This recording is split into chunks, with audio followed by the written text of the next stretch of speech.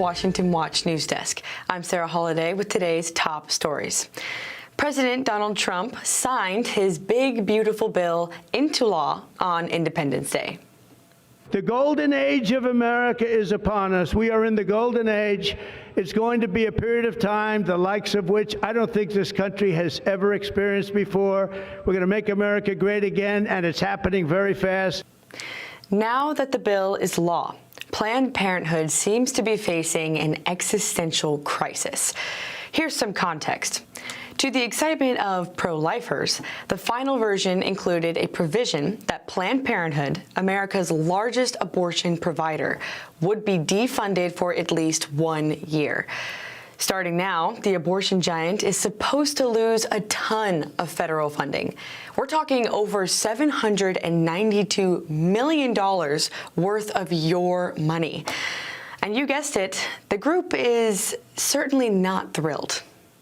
As you are all aware, on Friday, President Trump signed into law a devastating budget bill, a reconciliation bill that effectively defunds Planned Parenthood by barring payments to Planned Parenthood from the federal Medicaid program. Defunding is an attempt by lawmakers to make Planned Parenthood stop caring for patients and stop caring about reproductive freedom. But care continues no matter what. Make no mistake. This is a covert attack on abortion access that targets Planned Parenthood. The abortion giant claims that they may be forced to close nearly 200 so-called clinics in 24 states. I mean, that's music to pro-life ears, right? But there's a twist. Planned Parenthood has already hit the administration with a lawsuit, and a federal judge in Massachusetts is siding with them. By issuing a temporary restraining order, the judge has put a 14-day pause on the defunding. Mark your calendars, because July 21st is when this case is expected to land in court for a preliminary injunction hearing. In other court news, the U.S. Supreme Court was asked to take on two significant cases. One was accepted, and the other one was rejected. First, the case they will hear. Mississippi Street preacher Gabriel Olivier was arrested for evangelizing on a public sidewalk. His crime? That he violated city ordinance by sharing his message too loudly. Olivier argued that violated his First Amendment rights, but his case was dismissed by lower courts. However, the Supreme Court will now decide if his voice, and others like it, can be heard. Arguments are slated for this fall, and the ruling could reshape free speech protections nationwide. But the case that they won't take up, well, it's a tough one for pro-lifers. Montana, they used to have a law requiring parental consent for minors seeking abortions. It was meant to protect young girls from irreversible, risky procedures, especially without their parents' knowledge. The law was enacted in 2013, but never enforced due to legal challenges. In fact, Montana's courts struck it down, claiming it violated the state constitution. Pro-lifers in Montana stressed that this deals a major blow to parental rights and leaves minors vulnerable. Yet, when asked to step in amid efforts to revive the law, the Supreme Court declined to hear the case. As we conclude, heartbreaking reports confirm that the catastrophic flooding in Texas has claimed over 100 lives. Now, on the 5th day of relentless rescue efforts, at least 11 people remain missing. We invite you to join us as we pray for all of those who are still unaccounted for the families grieving unimaginable loss, and for the courageous first responders confronting traumatic challenges in their mission to save lives. And those are today's headlines. I'm Sarah Holliday. Dive deeper with the Washington Stand at WashingtonStand.com. Up next is Washington Watch with Tony Perkins. We're back tomorrow with more stories that matter.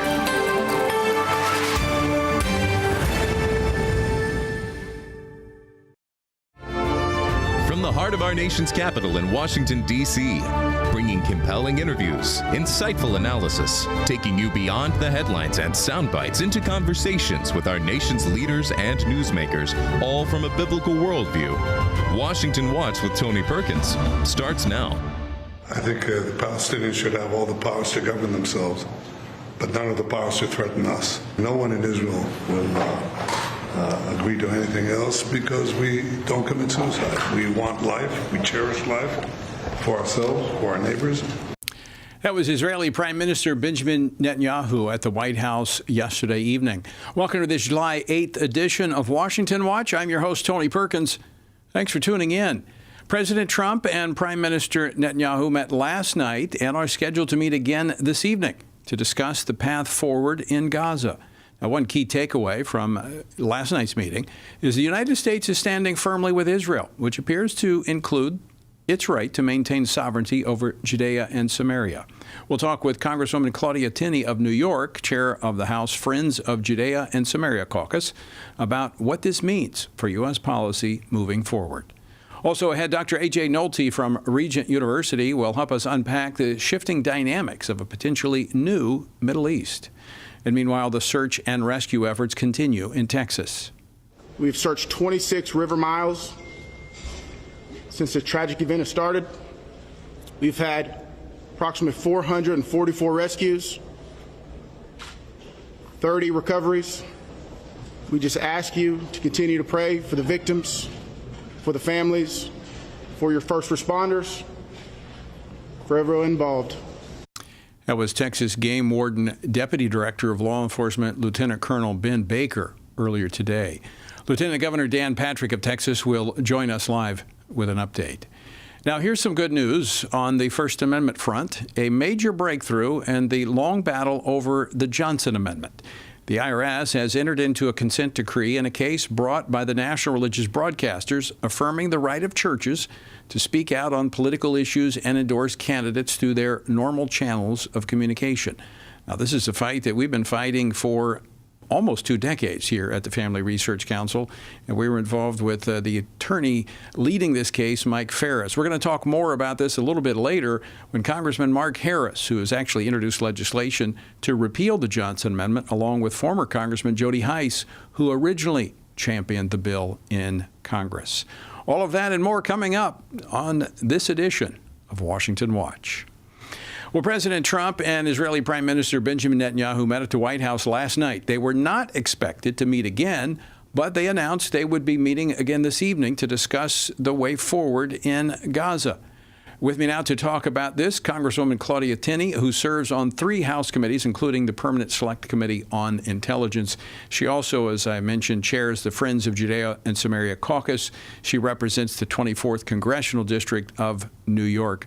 Congresswoman Tenney, welcome back to Washington Watch. Thanks for joining us. Oh, great to be on. Great breaking news from the top of your hour here.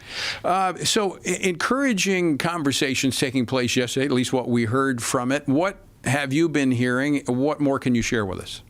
Yeah, look, this is great news. Obviously, the president welcoming Prime Minister Benjamin Netanyahu into the White House with key leaders on his team, key cabinet members, but Marco Rubio and others, including Speaker Mike Johnson, Thune. Everyone's going to be talking about, looking like there's a potentially a future for peace in the Middle East, something that I don't think anyone ever imagined could happen. But I have to say it all started from President Trump's very novel idea of the Abraham Accords, and now his really bold and decisive action in moving in to stop Iran from creating and having the power to put a nuclear weapon together to attack not just Israel, but also the United States and other perceived enemies around the world. So it's really important that we continue on this mission and continue the energy that President Trump has put behind this issue. It could be just incredibly groundbreaking to actually have a potential prosperity. Some of the things that I think that you've seen in the meeting, of course, there was, an interesting moment where Prime Minister Netanyahu said that he nominated President Trump for the Nobel Peace Prize. Well, I'm a little ahead of the game there. I've done that twice already during the open period when nominations are accepted, last year in January and again this year in December. I did add, though, in my nominations, which I filled out with the Nobel Committee in December, I added Prime Minister Netanyahu for his amazing work, and also former Defense Minister Gallant for his mastermind of the whole pager and other preliminary I would call them strikes or preliminary actions taken by Israel to really make it possible for them to set up the intervention by the United States with B-2s and others to eradicate the nuclear sites. So, but I think there's so many things going on. That's why I started the Judea and Samaria Caucus. And also the Friends of Judea and Samaria Caucus. It's really important to recognize the truth of the Jewish homeland, their Judea and Samaria, and not to continue on this fiction with Area 1 and Area 2, Area 3, and also make sure that President Trump continues to work with our partners on getting us to a point where we actually have a potential for peace and prosperity for the Palestinians living among their Jewish friends in a state, which, by the way, they already have.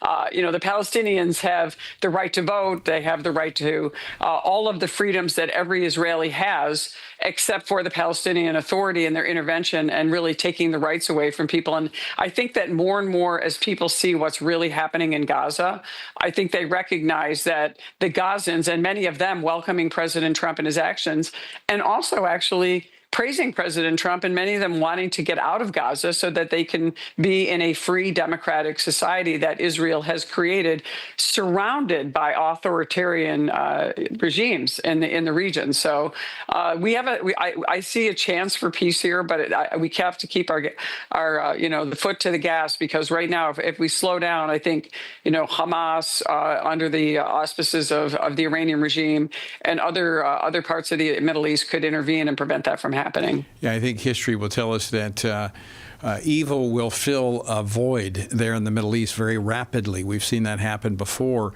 You mentioned Judea and Samaria as you chair that caucus there on Capitol Hill.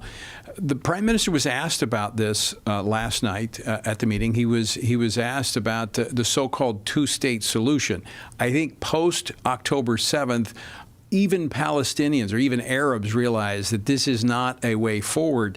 He said the Palestinians should have all the powers of governance, but Israel would have to retain control of security over Gaza. So this is not taking territory, but ensuring security. So they're not talking about giving up land this time. They're talking about allowing some tribal independence, but Israel, the Israeli government, would be over all of the region.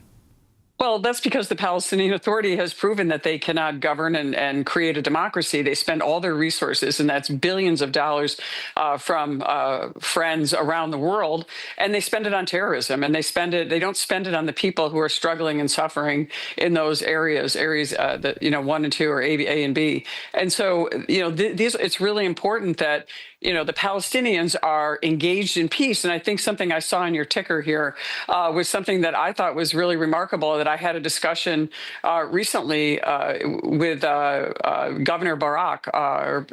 He was discussing maybe taking the sheikhs of Hebron and moving them into the Abraham Accords, right, and joining the Abraham Accords to create a so-called another solution that way. I don't want to say it's a two-state solution, but joining them into the Abraham Accords, because I think people are starting to realize that a terror regime, based on evil in an ungodly kind of way is not the way forward, is not the way to peace and prosperity.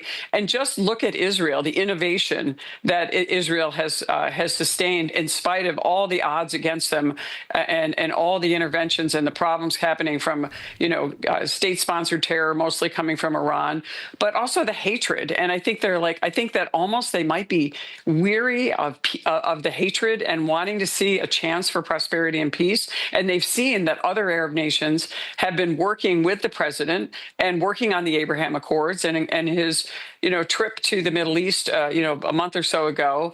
Although a lot of people criticize him for not going to Israel, I think that was deliberate to show I'm going to reach out to these folks in Qatar and Saudi Arabia and Bahrain and the Arab Emirates and show them that we want you to be part of the Abraham Accords. We want everybody involved in peace and prosperity in the Middle East. It's not an easy task.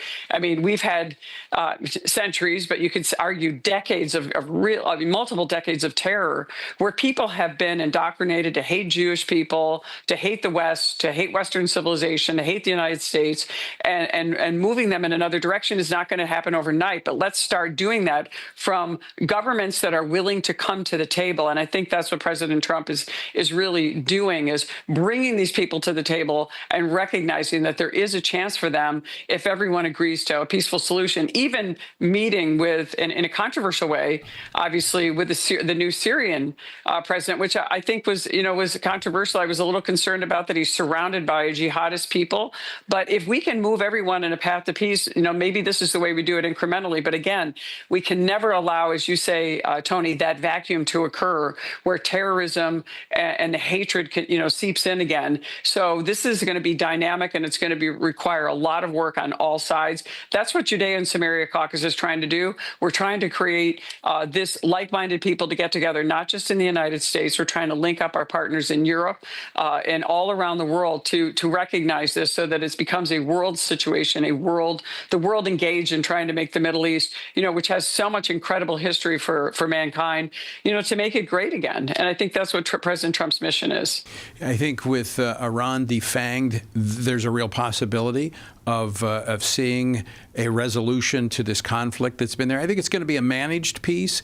But a final question, I want to get your reaction to the Likud party, the prime minister's party, petitioning him to basically exercise Israeli sovereignty over Judea and Samaria before the Knesset summer session ends later this month. So clearly the Knesset is moving in that direction too, recognizing Israel's right to exercise sovereignty over Judea and Samaria.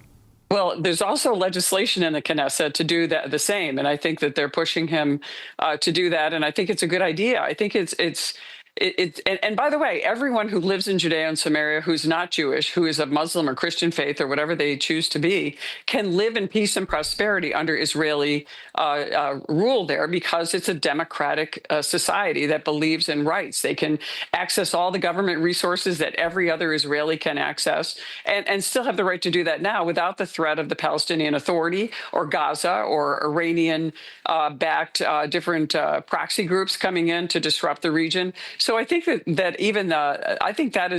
that's something that we're hoping will happen, and we hope that we can continue to find the recognition of the historic Jewish homeland and continue to have everyone in Judea and Samaria live in peace and not have to live under this sectioned off sort of strange, situation we have. And also it ends this whole fake discussion of the West Bank, right. The discussion about, settlements that are illegal and disruptive. I've been to some of these so-called settlements. These are beautiful places where people are just farming and trying to make a living and work with their neighbors. And so it's just time for all that to end. And I think this is a good move by the Knesset and the Likud party. I really think that we're moving in the right direction. It's a historic moment. And yes, absolutely. I mean, it really is. I mean, I can't think of a time in my lifetime, and I've been around a little while, where we've seen anything quite like this, where we're really in a path where we think we might be able to, find a way to give the Iranians actually an opportunity for a democratic society.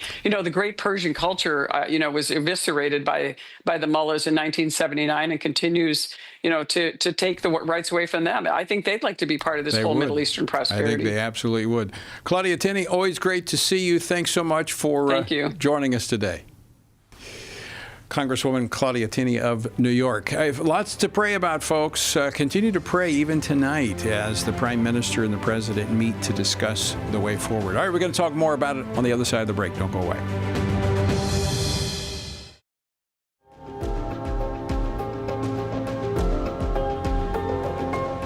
The family is the oldest, most tested, and most reliable unit of society. It is divinely created and sustained. And yet, there are those who are always tampering with its values and structure. That's why we need organizations like the Family Research Council that can effectively defend and strengthen the family. Family Research Council began over 40 years ago, like all great movements of God, with prayer. Today, Rooted in the heart of the nation's capital, FRC continues to champion faith, family, and freedom in public policy and the culture from a biblical worldview. FRC is one of those bright lights that helps us focus on true north. And I shudder to think, had they not been here, that it could have been worse. The Family Research Council is key. It's one of a handful of groups that I think will determine whether our children live in a country that enjoyed all of the freedom and all the opportunity that we enjoyed in this great land. It's just a wonderful parachurch organization that doesn't seek to take the place of the church, but it seeks to assist the family and the church as we try to move forward successfully, not in a defensive mode, but in an offensive mode as we seek to live our lives according to the Holy Scriptures. FRC is not going to be whooped. We're going to fight. We're going to take a stand. And again, we don't retreat. You will never see in front of this building here in Washington, D.C., a white flag fly. We will never step back. We will never surrender, and we will never be silent.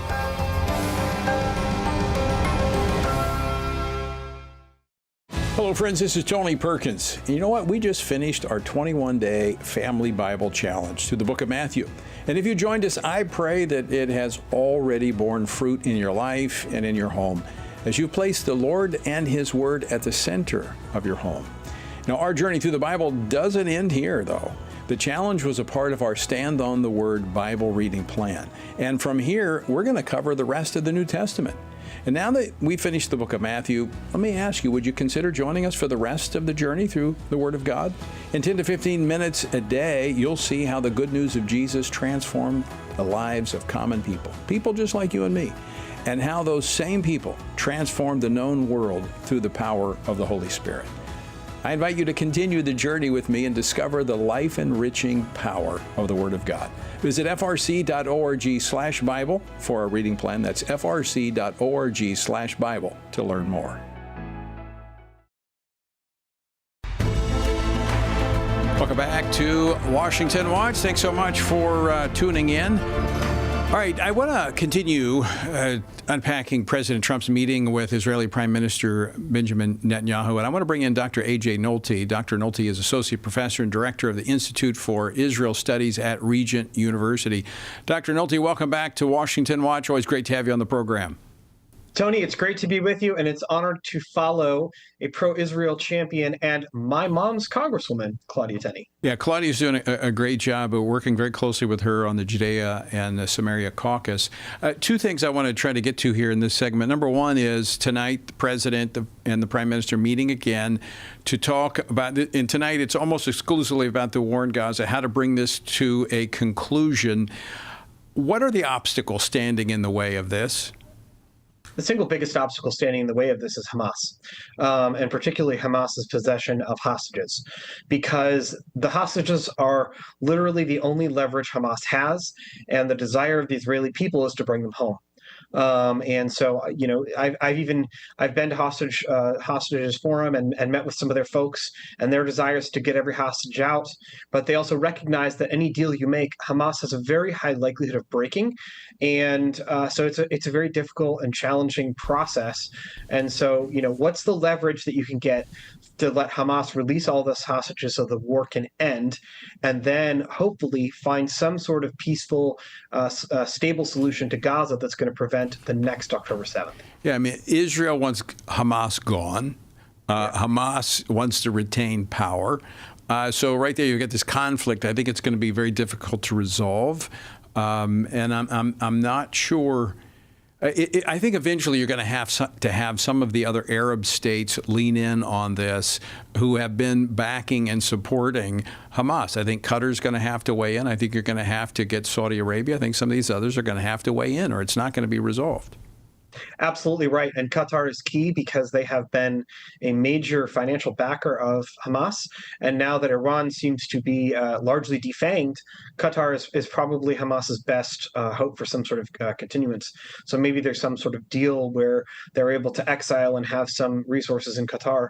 But I don't think that Israel is going to agree to anything that involves a continuation of Hamas as an armed, organized presence in Gaza. All right, this next one, I'm just going to say this up front. We're probably going to have to unpack this more later because this is an in-depth conversation, but it touches into your area of expertise. Emerging from this, and I know this has been going on. I know you were over in Israel actually recently during the outbreak of the war. I was there a couple of months ago, met with some of the leaders in Hebron, and now emerging are some tribal leaders, some sheikhs, Arabs that want to join the Abraham Accords. They want out from underneath the Palestinian Authority. The history of this land is tribal. These nation states are kind of imposed upon that post-World War I. So is that a part of the mix going forward? Finally, there's a realization that land for peace, two-state solution, even the Arabs are realizing that's not going to work. Is there a way forward here with these sheikhs coming forward saying, hey, let us have tribal opportunities here to lead our families and find a way to coexist peacefully with Israel? It reminds me a little bit of Mansour Abbas, the Islamic background leader of the Ram party in Israel, who decided that cooperating with Zionist parties to support the government was going to be best for his constituents, many of whom are sort of Bedouin in the southern deserts. And it's a very practical, very tribal move. The significance of it is that it breaks the front in the idea that Israel will one day go away. Because if you have these sheikhs in Hebron that are trying to cut a deal with Israel, that means they're recognizing this is a permanent reality. Let's also remember during the mandate period, there were two rival power centers. One was the Grand Mufti of Jerusalem, Hajj Amin al-Husseini. Unfortunately, he won the conflict. But then there were other families and groups in then Palestinian Arab society that were maybe open to sort of different solutions. So there is a history and there are some precedents for it, but it's so new, I think we'll have to carefully watch what happens. Now, is there a parallel from a governing structure of what we have here in our country when it comes to the Native American tribal lands, where they have limited, they have autonomy, but it's limited, and is that a possible model for Israel to look at? I'd actually look at the model of the UN Pacific Trust, where there was a trustee relationship between us and the Marshall Islands, Micronesia, Palau, etc., for a long period of time, where there's U.S. citizenship. And the reason I would use that model and not necessarily the Native American model is that Native Americans are also voters in whatever state they're in. And one of the concerns that a lot of Jewish Israelis have is to maintain the Jewish character of the state. What happens if you enfranchise all of these millions of Palestinians automatically who kind of have this history of hatred for Israel and don't support the Jewish character of the state.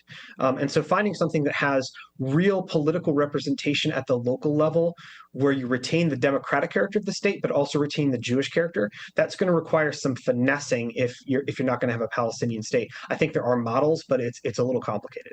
But it would prevent and basically, I would think, end the discussion, the default discussion of a two-state solution, forcing Israel to give up land. They would maintain sovereignty over the entire region in terms of security and governance. I think that's a non-negotiable. I think there's going to be security control. I think there's going to be at least some sort of Israeli sovereignty.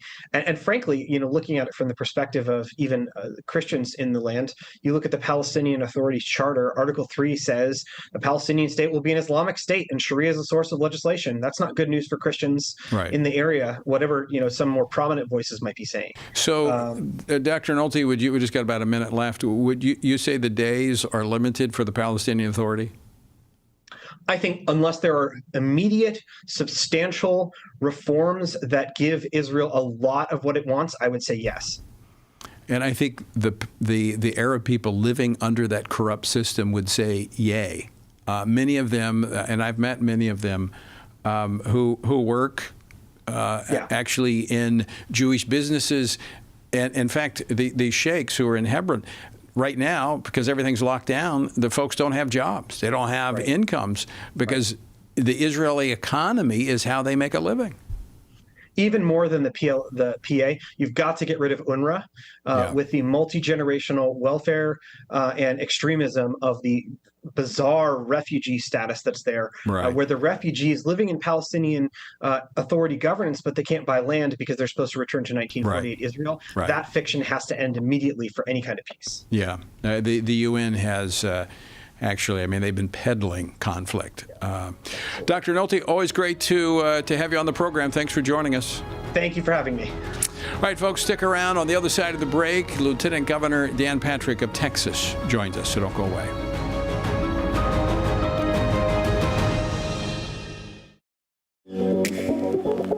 The Center for Biblical Worldview's all-day workshops delves into the formation of a worldview, what it is, how it's formed, when it's formed, what that means to them personally and their churches and communities. My hope for people when they come to these worldview workshops is that they will come away better equipped to engage the people and the ideas that they're living with and around. And our goal is to give people more confidence in the gospel, in the fact that what God said to us actually is true, actually is the path to happiness and human flourishing for all of us, but also more confidence in their ability to have these conversations and help lead other people to the truth.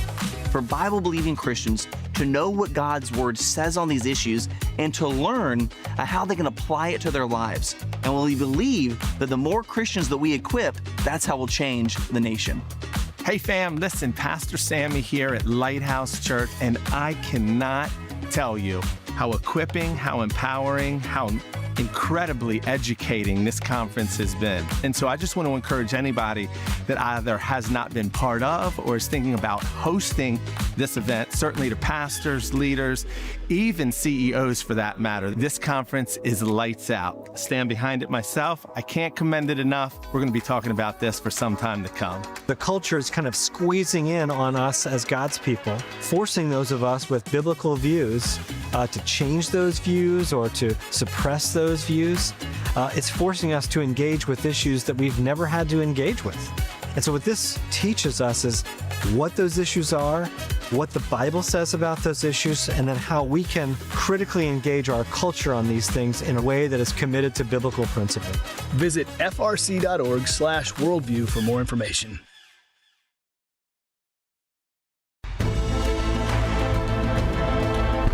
Welcome back to Washington Watch. Thanks for tuning in. Let me encourage you to download the Stand Firm app so that you can take Washington Watch with you no matter where you go. You also have access to the Washington Stand, our news and commentary from a biblical perspective. And also you get my daily devotional, Stand on the Word. All of that can be found on the Stand Firm app. All right, today marks day 5 of the search and rescue efforts in central Texas, where the growing death toll from the devastating flooding has reached over 100. Hundreds of volunteers as well as federal and state teams have been arriving to help with one of the largest rescue operations in Texas history. President Trump is scheduled. He said he's going to visit on Friday, depending on the situation on the ground, because a presidential visit certainly creates a lot of activity, and he doesn't want to be a distraction. We are supposed to be joined by Texas Lieutenant Governor Dan Patrick, but I know he's actually out there on site, so we may have trouble connecting with him. While we're waiting for him, I want to bring in Mark Tapscott. Mark is with the Washington Stand. He's our senior congressional analyst. Mark, thanks for joining us today. I know the whole nation has been watching this situation in Texas. I think in particular, when we're talking about children and the number of lives that have been lost, this is something that's not only, as we talked about yesterday, shaken Texas, but this has really gotten the attention of the entire country. Oh, it absolutely has. And speaking as someone whose family is from Texas, with Texas roots, it really is, it's just such a difficult thing to watch day after day, and thinking about these little girls that have been lost. Yeah, it's a tough situation. Let me. I think we're getting a connection with with Dan here in just a moment. But one of the issues that critics have been trying to bring up is that Trump cuts have had an impact upon the Weather Service. That has had zero impact on this. And it's typical of the left. You have a situation like this. You can almost predict to the moment when they will start finding alleged ways that the Trump administration has contributed to whatever the problem might be. Yeah. I think there's a great contrast to be studied between the response of the federal authorities this time compared to the response of federal authorities 2 years ago in North Carolina. Yeah, true. All right, I think we have Dan now by phone. Mark, thanks for standing by there. All right, we're going to go to the phone line where we have Lieutenant Governor Dan Patrick of Texas. Lieutenant Governor Patrick, thanks for taking a moment to join us. You bet, Tony. Sorry, I couldn't link up through the Zoom, so forgive me. I'm on the phone today. No problems. I know you've been quite busy, and I'll just say this because we've known each other for a number of years, and I know you, as a believer, a follower of Christ, you have a heart of compassion. In fact, yesterday you were going to be joining us, but you were there on site at the Mystic Campground, and you've been ministering to the families and those who have are facing this tragedy personally. Give us the latest there from on the ground there in Texas. So, Tony, first of all, new numbers today. We now have, and these numbers change literally every few minutes before the end of the interview, it can change. So we have 109 confirmed that are deceased.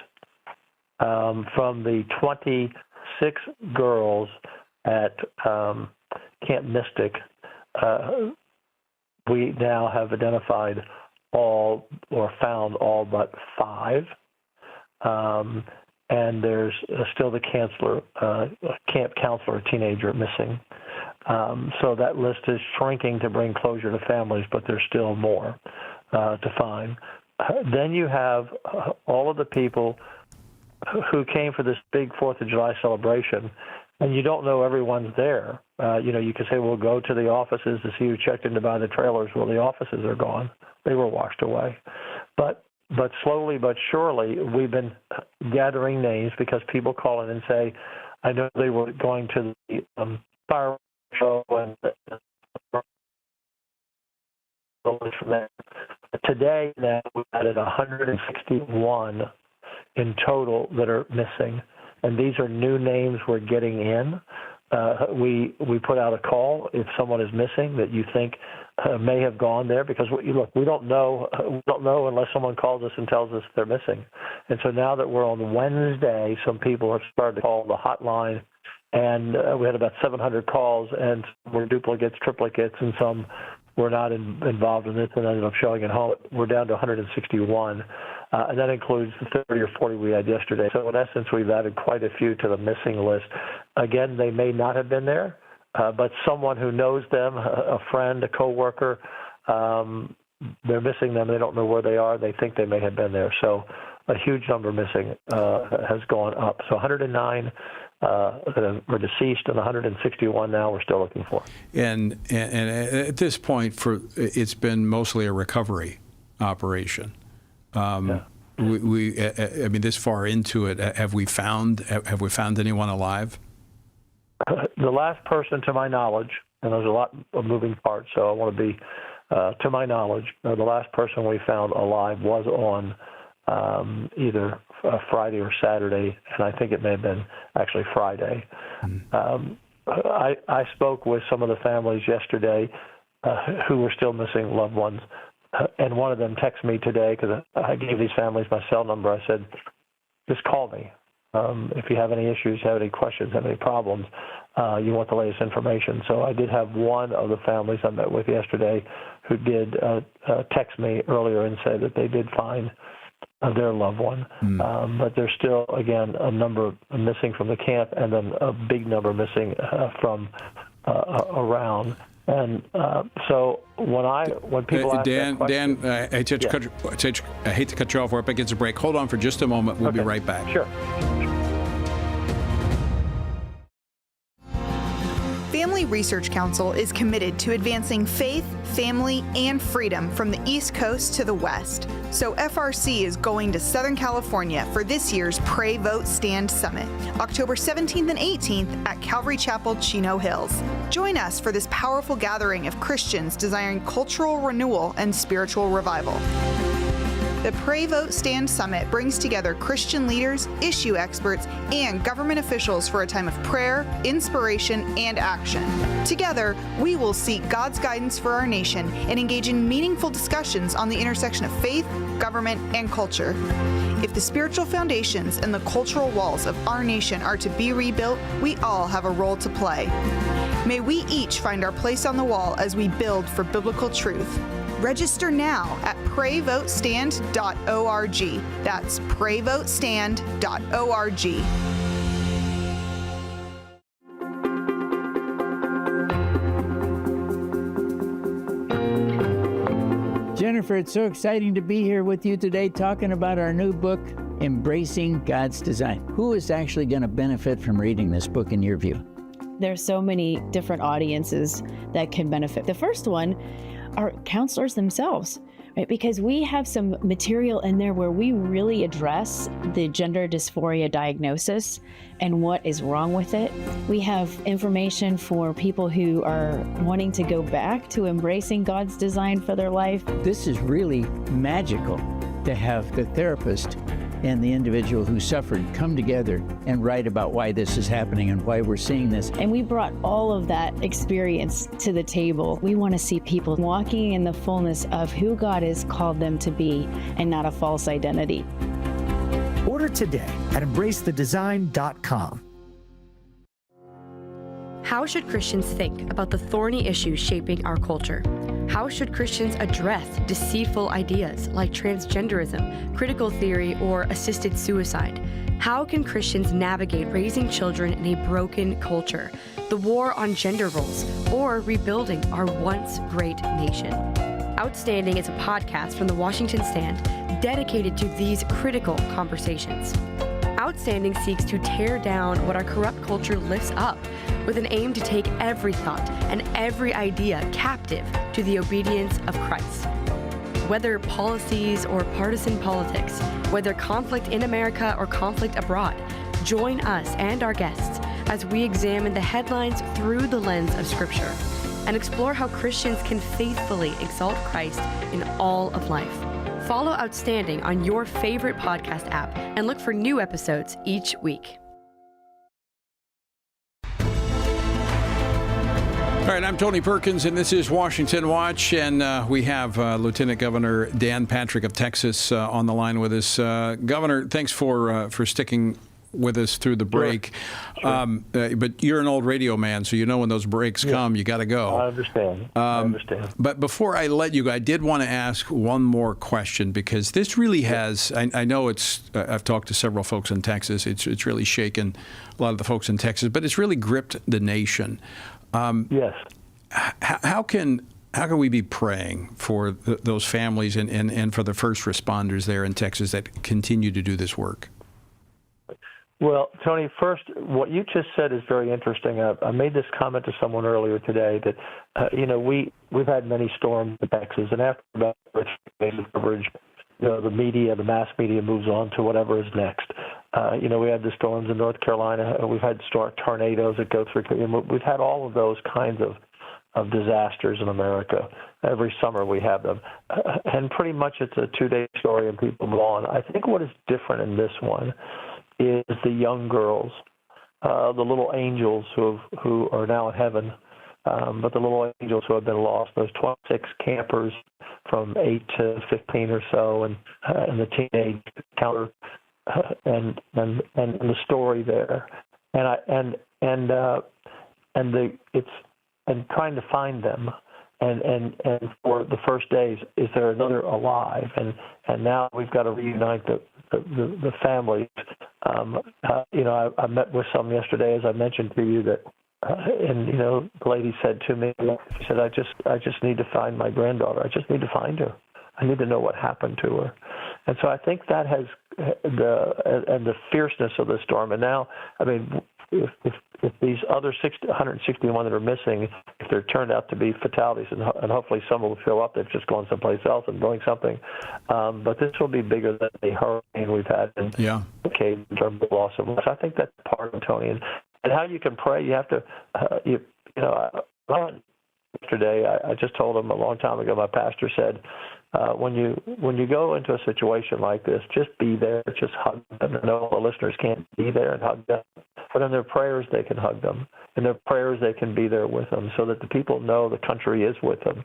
It really matters that, I said to each one of them, I said, I'll never, because they all gave me their names, I gave my cell, I got their cell, but I'll never forget my name and my photograph, because these people are just shattered. Yeah. And then all of the people who are lost that were there camping, again, those we don't know as much, but I think that's why. And so the prayers, and for these rescue teams, Tony, boy, this is a hard job. Yes, it is. Think about your job going through the muck and the mud and the heat and everything with it, and you're walking miles and miles and miles, and your success is that you found the deceased body.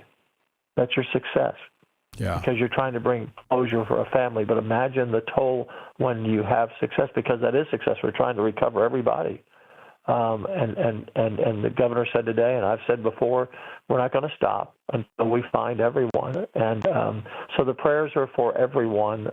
Just give us strength and courage and grace during this time. There are lots of questions that are being asked, and I don't know how much time we have left, but very quickly, when I went to you tell me how much time to give me the countdown. You go right ahead, Governor. When I went to camp yesterday, Mystic, and I got a tour with the family. So it was owned by a mom and dad, probably in their 70s, and then their adult children running it. This camp was built in 1926. It's legendary in Texas. Grandmothers and mothers and daughters and granddaughters. It's like a passage of life. And so I had Edward take me around, and he was the one trying to save all the lives, Tony. And the water went from his ankle to his knee to his hip to his neck in a blur. And as that water rushed in, 30 feet of water, it bounced off the canyon wall and ricocheted back, creating an undertow. And he's trying to get the girls out, and the next thing he knows, they're all floating or jammed into the trees 100 yards away, and hanging on desperately for life. And the water receded at some point, and they were able to get down and try to take him up into this building. It was built in 1939. It's 86 years old. It looked like it couldn't survive the storm, and they went into the upper room. They went into the second floor where they thought they'd be safe, and then the water came back again, and it started rising to the second floor. Hundreds of them there. And they started singing Christian songs, and they started praying, and that water stopped at that second floor. And I said to Edward, who was, shattered of the 28 they lost, counting his dad, shattered. And I said, but Edward, you saved over 500. There were 750 people in that camp, about 500 and some campers, the rest staff. And I said, but you saved over 500. But the pain is the 26. He's right. Focused on the 26, and the family's focused on those. So miracles did happen, and I'm always careful to say that, Tony, because I don't want to say, well, that's a miracle for my child. But a lot of things happen, and we don't understand that happen on this time to trust God, not question God. But amazing things happen. Young men, the rescuer, the 26-year-old you've heard about, they told me it was amazing. He got down on the ground and kneeled on his knee, eye to eye with these 8-year-olds or 12-year-olds, and talked to them at their level to get in that helicopter, because they didn't know what it was all about. They had been standing, shivering in the cold, actually, standing in the mud without shoes, getting in line to get on these helicopters. And so he got down with them and comforted them. He was an angel sent there, comforted them to take their fears away. And so there are tragic stories. If these last missing numbers are right, there's going to be somewhere near 200 that have lost their life when they're found. But there were 15 other camps, Tony, 15 others with children, and they were all accounted for. Not one was lost. Wow. And there will be stories of heroism and inspiration, and people stand on the rock of their faith in times like this. I do. It's hard for me. I've been through a lot of a lot of these situations. So we stand on the rock of our faith. We put our trust in Jesus, and that will get everyone through. And so the prayers of your listeners, just pray for, don't stop praying in a week. Right. Give us 30 days. Give us 30 days of prayers, because this is going to go on much longer than that. But give us 30 days if we can, remembering the families who have lost loved ones, and the who have found them, and how hard that is, and the entire community that's gone through and will go through. I told one person, 100 years, whenever July 4th, 100 years from now, there will be a moment of silence for this day. But Governor Patrick, we will do that. We'll be praying for the next 30 days, and I want to encourage you. I just want to thank you for joining us and encourage you in your role, the ministry that you do to folks, and your compassion and your kindness. And thanks for joining us today. Yeah, thank you, Tony. Thank you. Lieutenant Governor Dan Patrick of Texas, and I would encourage you to continue to pray for those families and those first responders. As a former first responder, and I've got kids that are first responders, unless you've been there, you don't understand the impact that this has on them as well as they do their job. All right, moving along. Yesterday, some good news. The Trump administration's IRS took a very welcome step toward preventing the weaponization of the Johnson Amendment. Now, this is something we've talked about for years. This is an IRS provision put in place by Lyndon B. Johnson when he was in the Senate that basically muzzled churches from being able to speak about election issues. Well, the IRS entered into a consent decree over a case that was filed. We helped work with the religious broadcasters. Mike Ferris was handling the case, and yesterday they signed this consent decree. Joining me now, very quickly, two individuals who have been working on this. Jody Heiss, the Friday host here on Washington Watch, introduced this legislation in Congress when he was a member of Congress. And we have Mark Harris, congressman from North Carolina, who has the legislation at present in Congress to take this stick away from the IRS, allowing pastors and churches to speak freely. Mark, Jody, thanks so much for joining us. Mark, I know you have to run here in just a moment because you've got a speaking engagement. That had to be encouraging news to hear that the IRS has agreed that they're not going to use the Johnson Amendment against churches and pastors. Well, it really was, Tony. It's great to be with you today, and certainly our prayers go out. And as I was listening in your prior segment to Lieutenant Governor Patrick, man, what a champion he has been, and watching him throughout this week has been incredible. I know they're exhausted, and all of the prayers of the nation are right there with them in this time, and I love that he asked us to pray for the next 30 days. But yes, this is an opportunity that I feel like has come along. It certainly was encouraging because really a lot of things that were in this consent judgment were the very things that are in the bill that we introduced called the Free Speech Fairness Act that I know Jody had worked on previously, and Speaker Johnson and Leader Scalise had also helped carry the water on this bill. But as I read the report, it was so encouraging because really the things that they put in this consent judgment are the very things that we said in this bill that would no longer cause the IRS to be able to place this cloud over the pulpits of America, and the pastors would be free to speak. And when they are carrying on their normal course of events, which include preaching a sermon, it is not a crime to speak, even endorsing a political candidate. And how grateful I was for those that stepped up and filed the lawsuit.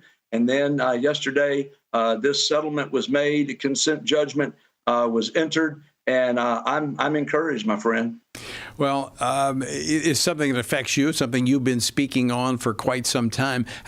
Before I let you go, final question for you, Mark, is how do you think pastors are going to respond to this? Well, I hope pastors respond by recognizing that this is a victory. It's a victory that pastors need to understand that we can no longer be intimidated. We can no longer allow the IRS to somehow bully us into telling us what we can say and cannot say. Now, I want to caution, our work's not done. It's critically important that this Free Speech Fairness Act get passed by this Congress, and we're going to continue to work on it because This consent judgment only mentions houses of worship, and our bill talks about nonprofits. And so we want all of our C3s to be free, and we don't want the IRS to be able to hold us hostage with some kind of threat of losing our C3 status by giving up our freedom of speech. So I just hope pastors recognize what an opportunity this is, take advantage of the opportunity to understand that we've been free to speak all along, and now the court of the IRS is agreeing, and we certainly want to make sure this becomes law so that a change in administration sometime in the many years ahead wouldn't be able to reverse the decision that's been made now. Well, we certainly need to use this newly recognized freedom that's been there all along. Mark, I know you got to go. Thanks so much for joining us. Jody, I want to bring you in here. Jody, this is in part why you ran for Congress. No, there's no question about it. As a pastor, we had a couple of battles that took on national focus, one with the ACLU involving the Ten Commandments and the other with the IRS involving the Johnson Amendment. And I was honored to be one of the original 33 pastors that challenged this IRS code. And this is the issue that drove me to Congress. In fact, twice while I was there, we got a repeal of the Johnson Amendment passed in the House. Unfortunately, both times it failed in the Senate. But I'm so grateful for Congressman Mark Harris for carrying the water now to continue pushing forward for a repeal of the Johnson Amendment. This is government censorship of what can and cannot be said in churches. And if you do pass some nebulous line, then the government can come in, take away tax-exempt status, and even some criminal behavior can come behind that. So this is it's about time that the IRS recognize that the rights of churches. I mean, we at Family Research Council, we've been involved with Alliance Defending Freedom for probably 15, 16 years on this. And I know you were a part of that original group of pastors we actually recruited to preach these sermons and challenge the IRS to come after them. Of course, they never did that because they knew this would never stand up in court. And I think this is a part of the consent decree, is that the IRS knew they couldn't win this case. But the finality is needed here, I think, as Mark said, to remove it completely from the books. I do think, in talking with Mike Ferris, and he's going to come on later in the week probably and talk about this, that this consent decree will be binding upon future administrations. It's not the same as an executive order, so it'll be a little more difficult for this to be resurrected in the future. But nonetheless, as Mark did point out, this is only pastors and churches, and this would allow them to be free to speak to these issues, including candidates. But it stops, of course, and I agree with this, it stops with expenditures that would somehow support candidates, and that's not what pastors are looking for anyway. That's right. And there needs to be some proper boundaries in place. But when the church is speaking to the church community, they have a right to speak what they believe and to speak biblical truth into what's happening into our culture and candidates who support biblical principles. And the church's mission is to be salt and light and take that message beyond the walls of the church. So I'm really just thrilled to death. It's been a joyful day here in our home celebrating this decision. Well, you know, you and I were texting early this morning. I was actually, when you were texting me, I was on the elliptical, so I was trying to text on the elliptical. But, you know, oftentimes the fruit of our labor is harvested by others, and you were early on and working this ground, tilling the ground, planting the ideas, speaking to this, championing the issue on Capitol Hill, and then you have a right to rejoice in the fruit being picked. The national religious broadcasters, Mike Ferris, coming in, doing some of this hard work and lifting. But you were there at the beginning, and we appreciate you, Jody. Well, it doesn't matter who gets the credit. God gets the ultimate credit. I just feel like one of the 10 lepers coming back to the Lord and saying thank you for this great day and this great victory. Amen. Jody Heiss, thanks for joining us today. All right, folks, thank you for joining us as well, and do continue to pray for the folks in Texas. All right. And with that, I leave you with the encouraging words the Apostle Paul found in Ephesians 6, where he says, when you've done everything you can do, when you've prayed, prepared, and taken your stand, by all means, keep standing. Washington Watch with Tony Perkins is brought to you by Family Research Council and is entirely listener-supported. Portions of the show discussing candidates are brought to you by Family Research Council Action. For more information on anything you heard today, or to find out how you can partner with us in our ongoing efforts to promote faith, family, and freedom, visit TonyPerkins.com.